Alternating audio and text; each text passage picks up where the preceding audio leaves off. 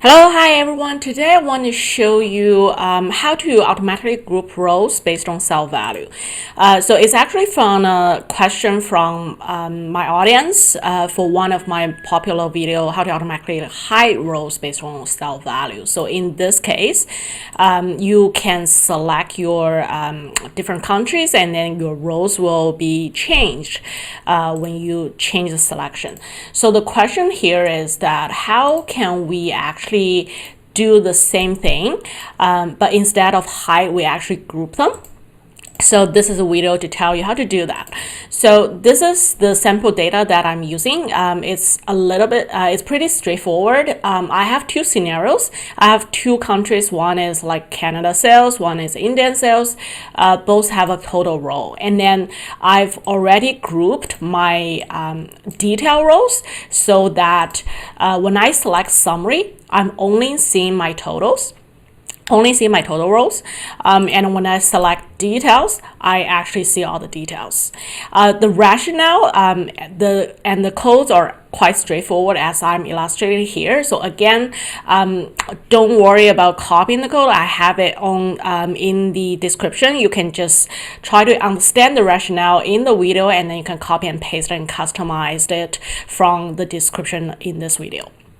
Okay, so actually the code is hosted in the Visual Basics Explorer, so it's here. It's within my sheet, which is 3, and then this is how the code is saying. So it's actually a private sub. And it's a worksheet change, which is the same as the other one. And the code is basically saying that, well, activate our active sheets, and then let's look at your range C5, which is this cell. And also for the cell, I actually used data validation to make sure that it only shows those two options for me so that I can control the input for it.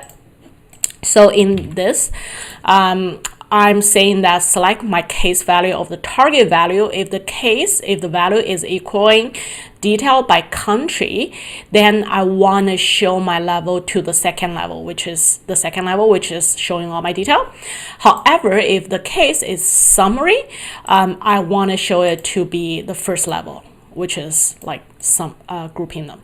So as you can see here, actually, I only have two scenarios here for simple demonstration, but you can literally have multiple levels and multiple conditions based on your need to customize that. And I'm not gonna go into detail to it, but it should be as easy as you just add additional cases, and then your row is selected certain things, and then you end your selection and the if function and sub, and then that's it.